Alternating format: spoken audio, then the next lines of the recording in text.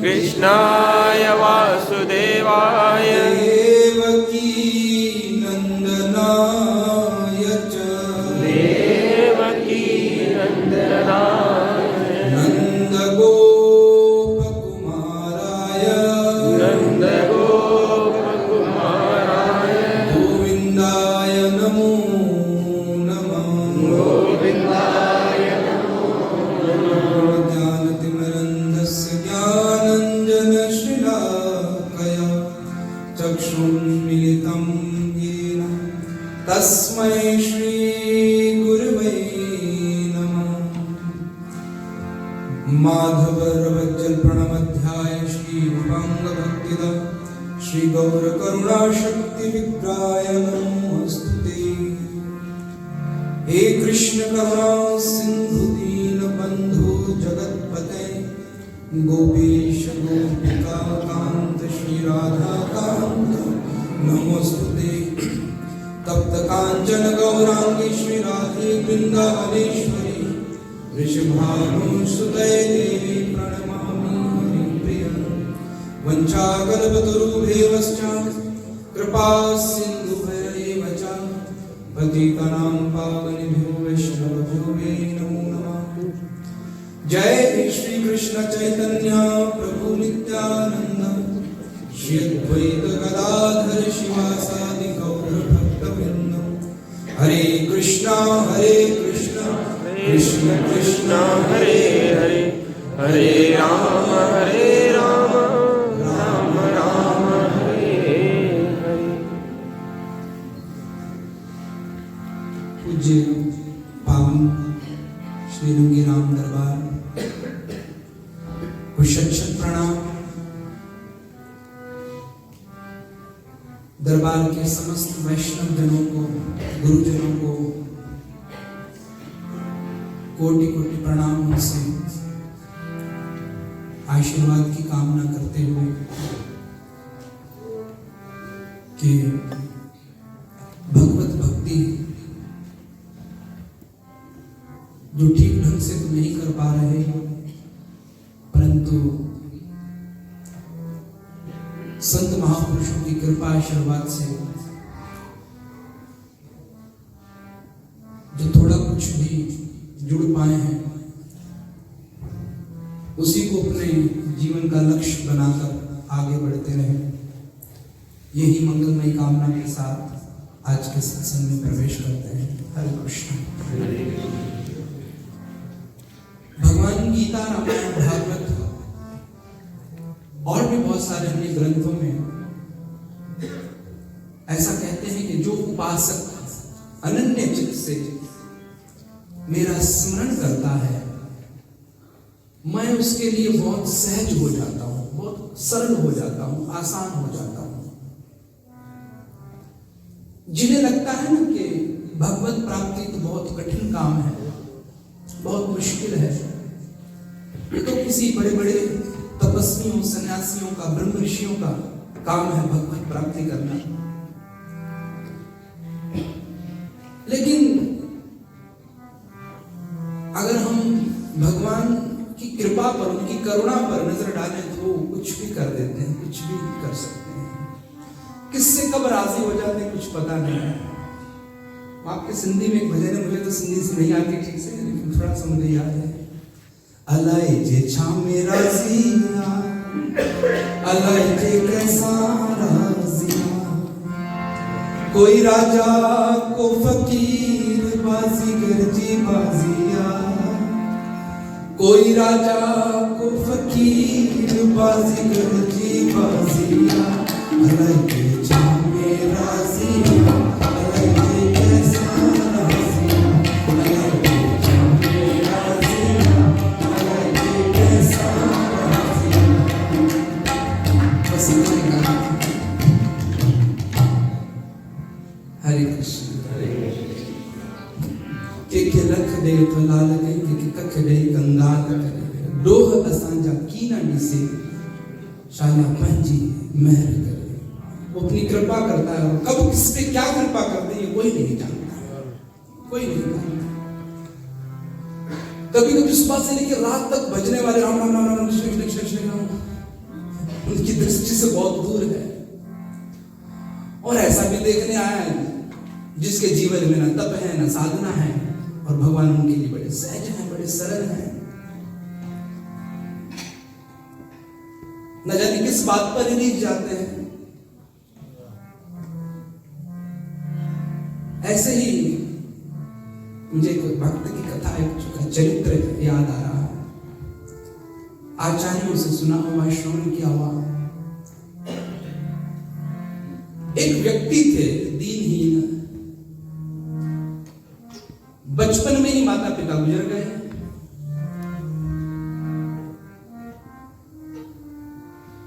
तो कोई सहारा था नहीं,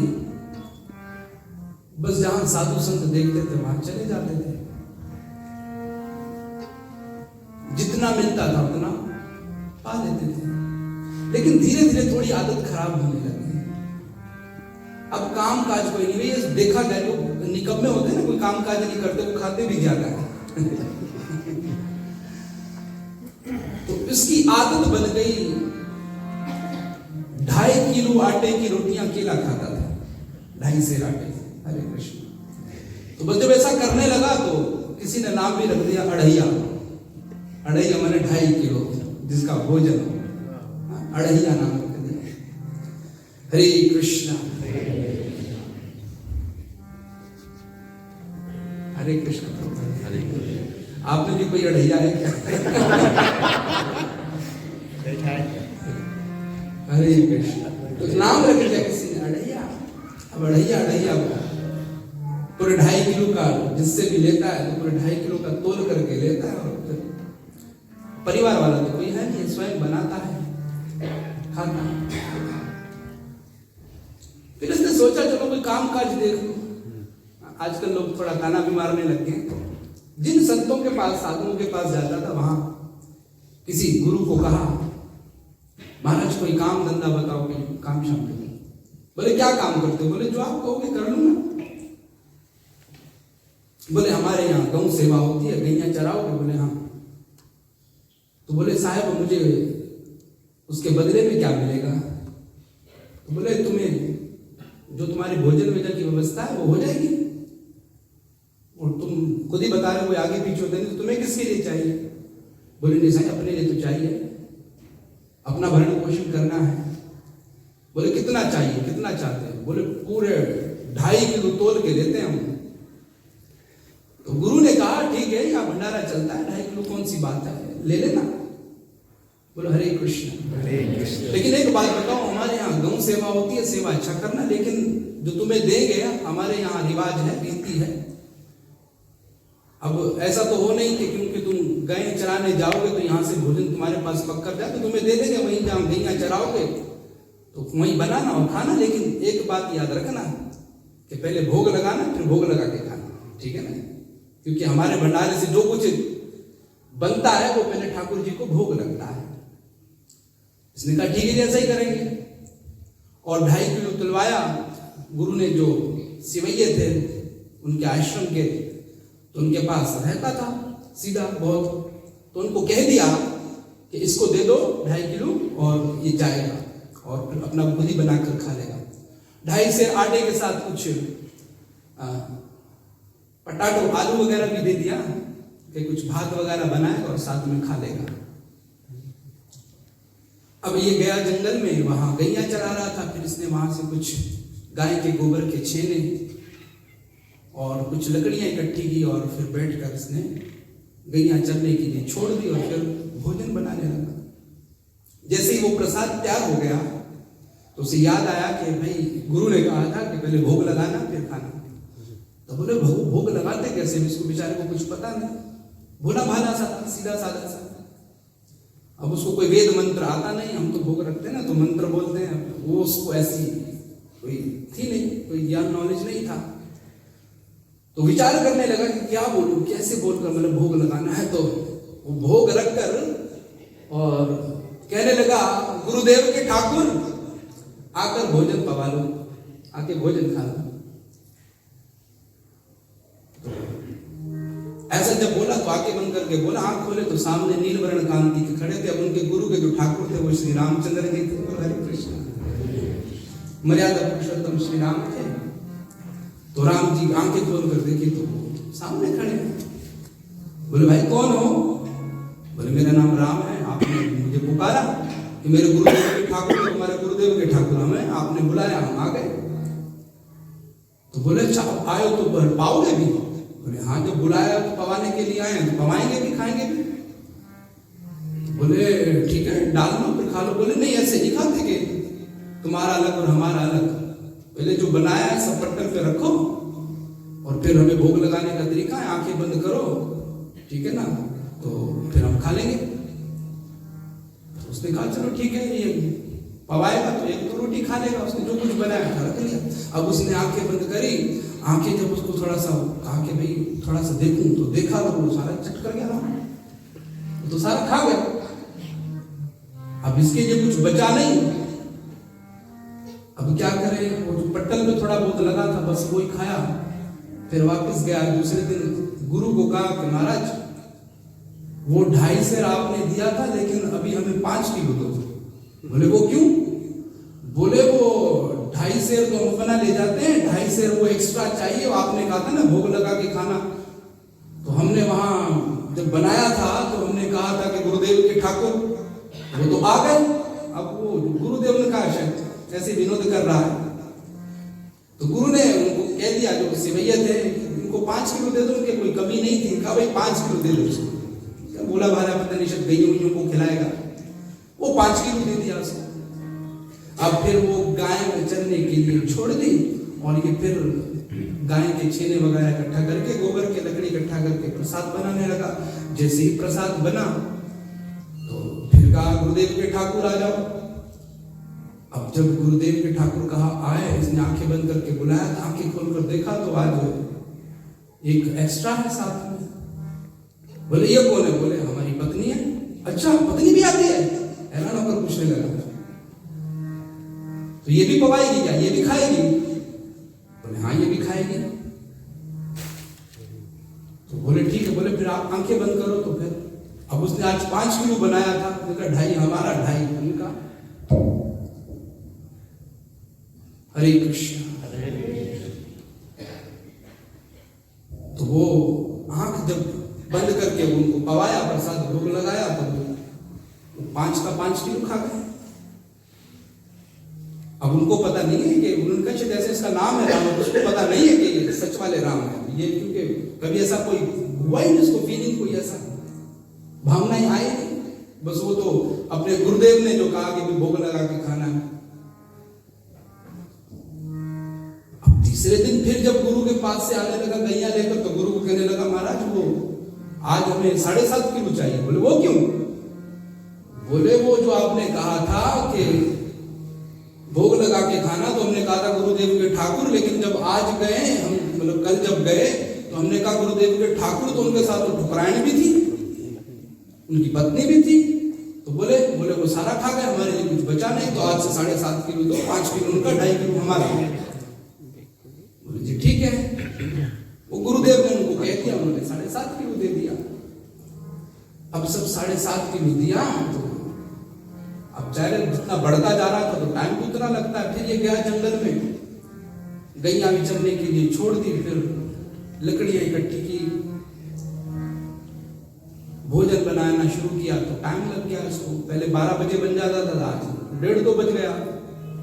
फिर इसने कहा गुरुदेव के ठाकुर आ जाओ, आंखें बंद करके। जब आंखें खोली एक और आ गया बंदा, बोले ये कौन है? बोले ये हमारा भाई है, लक्ष्मण नाम है इसका। अच्छा आपका भाई भी है? हैरान होकर पूछा, अच्छा आपका भाई भी है? बोले हाँ। तो बोला ये भी खाएगा क्या? बोले हाँ ये भी खाएगा। तो फिर खाओ। आज वो 7:30 का 7:30 चला गया। हरे कृष्ण। फिर चौथे दिन आए, बोले 10 किलो। बोले 10 किलो क्यों भाई? बोले ढाई हमारा, वो जो आपका ठाकुर है उनके ठकुराइन भी, उनका तो भाई भी है, तो 10 किलो महाराज। वो गुरुदेव ने कहा ठीक है दे दो, गईयों को खिलाता होगा ये। अब जब 10 किलो लेकर गया तो आंखें बंद की, आंखें खोली तो एक और हट्टा कट्टा व्यक्ति वहां पे, हष्टपुष्ट खूब खाने वाला। ये तो बेचारा 2.5 सेर खाता है, तो 2.5 टन भी खा सकता है हनुमान जी। आंखें खोली तो बोले ये कौन है? बोले ये हमारा सेवक है। अच्छा आपका सेवक भी है? बोले हाँ। तो ये भी खाएगा? बोले हाँ अभी आया, ये भी खाएगा। आंखें बंद की, वो फिर सारा खा गए, इसके लिए कुछ नहीं बचा, बस जो पन्ने पे बचता था पट्टल पे उसके, वो फिर बेचारा खाकर बेचारा भूखा रह जाए। फिर गया, बोले गुरुदेव आज 5 किलो एक्स्ट्रा कर देना। बोले 5 किलो एक्स्ट्रा क्यों? अब गुरु को थोड़ा शक हुआ, बोले ये क्या कर रहा है, इसकी परीक्षा लेनी चाहिए। उस दिन तो खैर कह दिया कि ठीक है इसको दे दो, 15 किलो दे दो। वो गया, फिर जाकर के भोजन बनाया, आंख बंद करके उनको पवाने के लिए कहा गुरुदेव के ठाकुर आज 2 बंदे एक्स्ट्रा थे। हरे कृष्ण। आंखें खोल के बोले ये कौन है? बोले एक हमारे भाई भरत है, शत्रुघ्न है। अच्छा आपके और भी भाई थे? अरे महाराज तो पहले हमें परिचय दे देते ना कितने लोग हैं आपकी फैमिली के, परिवार के, तो हम फिर उस हिसाब से लेकर आते। हरे कृष्ण। अब इसने अगले दिन प्लानिंग की कि भाई तो 15 किलो हो गया, अब तो ऐसा ना कोई और भी आ जाए। तो अगले दिन जब गैया लेकर निकलने लगा तो कहने लगा महाराज जैसा करो 20 किलो वाला पूरा थैला ही भर के दे दो, क्योंकि उनका तो फैमिली का प्रतिदिन बढ़ता जा रहा है, अब तो 2 बढ़ने लग गए। अब ये गया जब जंगल में उस दिन, तो इस दिन इसने कहा ये रोज मुझसे पवा रहे हैं, आज हम पाएंगे। तो क्या किया कि आज गए, लेकिन आज भोजन उन्होंने नहीं बनाया। कहा गुरुदेव के ठाकुर प्रकट हो जाओ, आओ। वो आ गए सारे, सबके सब। तो राम जी ने बोला भाई आज कोई भोजन की खुशबू नहीं आ रही, कहाँ है भोजन? उधर कहाँ है? बोले इतने दिन से हम आपको पवा रहे थे, पर आज आपसे पवाएंगे हम। आज आप बनाओ, आप कह रहे हो ना आपकी पत्नी है तो खाना बनाना भी जानती होगी, और आज हमने लकड़ियां मकड़ियां भी इकट्ठी नहीं की हैं। आपका सेवक है ना, ये सेवक को लगाओ काम पे, सुबह लकड़ियां मकड़ियां ढूंढ कर लाए। गाय के छेने मैंने लाए गोबर के देखकर, तो उनको लगाओ काम पर। सिर्फ खाते ही कुछ करते तो है नहीं, और प्रतिदिन बढ़ते जा रहे हैं एक। हमारा भी कुछ हाल ऐसे ही है। हरे कृष्ण। उनका परिवार बढ़ता है, हमारा खा खा के पेट बढ़ता है। बोलो श्री गजानंद स्वामी। गजानंद जी थोड़े मुस्कुरा रहे हैं कथा सुन के। बोलो हरे कृष्ण।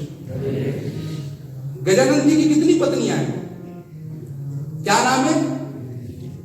गजानंद की 2 पत्नियां, रिद्धि सिद्धि, हमारी एक वो भी सिद्धि। हरे कृष्ण। अब तो भाई वो लग गए लकड़ियां ढूंढने, सेवक चूल्हा जला कर दिया। अब सीता जी भोजन बना रही हैं आज। अब लकड़ियां जलाई हैं तो लकड़ी से धुआं आता है, तो सीता ठाकुरानी आंखों से आंसू बहने लगे, पानी निकलने लगा। बोले हाँ हाँ बनाओ, बहुत दिन से खा रहे थे ना, हमने भी बहुत आंसू बहाए आपके लिए, भोजन बना के बनाओ। अब वो लग गए सारे भोजन बनाने में, और ये तुरंत गए अपने गुरु के पास। बोले गुरुदेव जल्दी चलियो, जल्दी चलो। बोले क्यों? बोले आपके जो ठाकुर जी ना, आज हमने उनको परिवार समेत फंसा लिया है, आप चल कर देखो। गुरुदेव चिंता क्या, ऐसा हो सकता है? वो बड़े बड़े योगियों की साधना में नहीं आते, उनके ध्यान में नहीं आते। बड़े बड़े तपस्वी इनको न जाने कितने वर्षों का तप करके भी उनके दर्शन प्राप्त नहीं कर सकते। ऐसा कैसा हो सकता है? खेत चल कर देखा वहां तो पूरा परिवार जो आज भोजन बना रहा, गिर गए चरणों में, प्रभु क्या लीला है आपकी, ये समझ नहीं आए अपने लीला क्या है। तो भगवान राम ने मुस्कुरा कर कहा कि जिनको लगता है ना कि हम मिलना बहुत कठिन है, हम बहुत सहज हैं, बहुत सरलता से मिल जाते हैं, लेकिन मिलते उस समय कोई अगर अपने ज्ञान के बल पर मुझे बुलाएगा तो मैं ज्ञान से किसी को प्राप्त नहीं होता हूं। गीता में भगवान ने कहा है 15वें अध्याय कि कोई मुझे ज्ञान से या ध्यान से नहीं प्राप्त कर सकता, कोई मुझे पा सकता है तो केवल शुद्ध भक्ति से। भक्ति का मतलब ये नहीं कि कुछ भक्ति मतलब एक प्रेम है, एक प्रीत है, एक भोलापन है। प्रेम का जो होता है उसके लिए कोई शब्द नहीं है, कोई अल्फाज नहीं है कि उस प्रेम को, उस प्रीत को किसी शब्दों में, किन्हीं अल्फाजों में बयान किया जाए। प्यार कोई बोल